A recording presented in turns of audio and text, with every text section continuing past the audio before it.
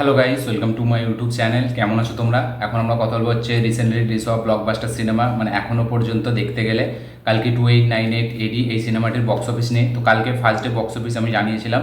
প্রথম দিন এই সিনেমাটি টোটাল ওয়ার্ল্ড ওয়াইডে 191 কোটি টাকা কালেকশন করেছিল, যার মধ্যে হিন্দি বেলটা ছিল 21 কোটি টাকা, যেটা ফাইটারের মানে পরে সেকেন্ড হয়েছিল। মানে বলা যাচ্ছিল যে ফাইটারের বক্স অফিসকেও টপকে দেবে, কিন্তু টপকাতে পারেনি। তো second highest grossing Hindi collection মানে ইন্ডিয়া নেট হচ্ছে আমাদের কালকে 2898 এডি।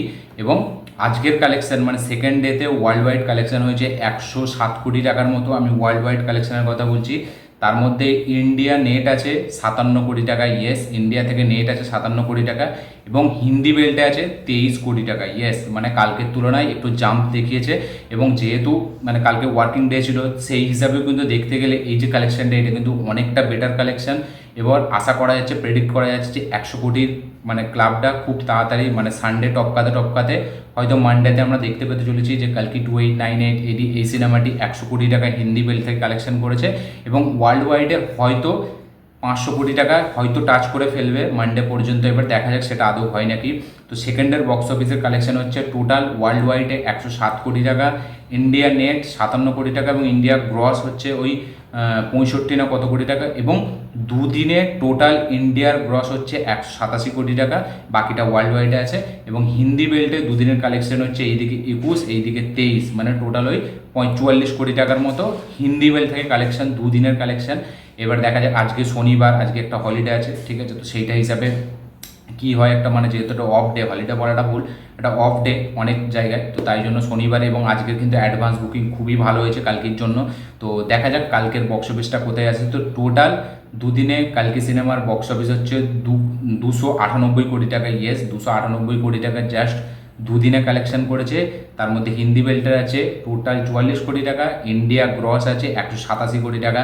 দেখা যাক 500 কোটি টাকার ক্লাবে কবে ঢোকে, সোমবারে না রবিবারের পরেই। এবং তার পাশাপাশি এটা কি নিজের মানে ব্রেক ইভেন্টটা কমপ্লিট করতে পারে নাকি সাউথে, এটাই দেখার বিষয়। ওয়ার্ল্ড ওয়াইড এই সিনেমাটিকে হিট হতে গেলে মিনিমাম 900 থেকে 1000 কোটি টাকার কালেকশন আনতে হবে, তবে একটা হিট বলা যাবে এই সিনেমাটি, কারণ এই সিনেমার বাজেটই হচ্ছে 600 কোটি টাকা।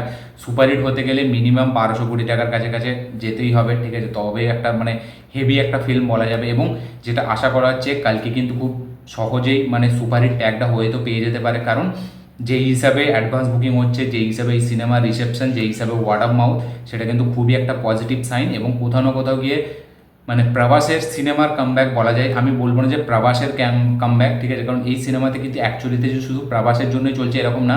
অমিতাভ বচ্চনের অনেকটা ক্রেডিট আছে এই সিনেমায়, কামাল হাসানের অনেকটা ক্রেডিট আছে এই সিনেমায়, দীপিকা পাডুকোনের অনেকটা ক্রেডিট আছে।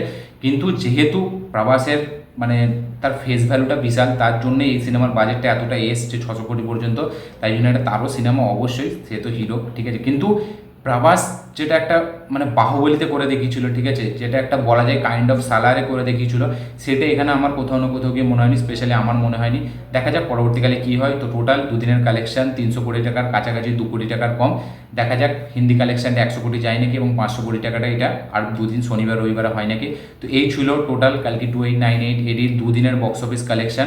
এবং এটা জেনে আপনারা কতটা কি এক্সাইটেড অবশ্যই কমেন্ট করে জানাবেন, আপনাদের কিছু বক্তব্য থাকলে সেটাও জানাবেন। এবং আরও একটি আপডেট আছে কালকে 2898 এডি এই সিনেমাটি থেকে। তো এর যে পার্ট 2টা মানে পার্ট 1 তো শেষ হয়ে গেল, পার্ট 2টা যেটা আসবে সেটা নাকি অলরেডি 60% শুটিং কমপ্লিট হয়ে গেছে, ইয়েস 60% শুটিং তারা আগেই কমপ্লিট করে নিয়েছে। এটা তাদের প্রডিউসার মানে অশ্বিনী দত্ত, যে বিজয়ন্তী মানে এর প্রডিউসার, ঠিক আছে, এর যে প্রোডাকশন হাউস মানে কালকে 2898 এর যে প্রডিউসার, সে জানিয়েছে যে 60% কমপ্লিট অলরেডি হয়ে গেছে শুটিং। তো বাকি 40%টা কতদিন লাগে এবং কালকে নেক্সট পার্টটার জন্য কতদিন ওয়েট করতে হয় এটাও দেখার বিষয়। আমার কোথাও না কোথাও কি মনে হচ্ছে পরের বছর হয়তো আমরা 2025-এর এরকমই দিক করে বা একটু শেষের দিক করে হয়তো আমরা এই সিনেমাটি দেখতে পেতে পারি।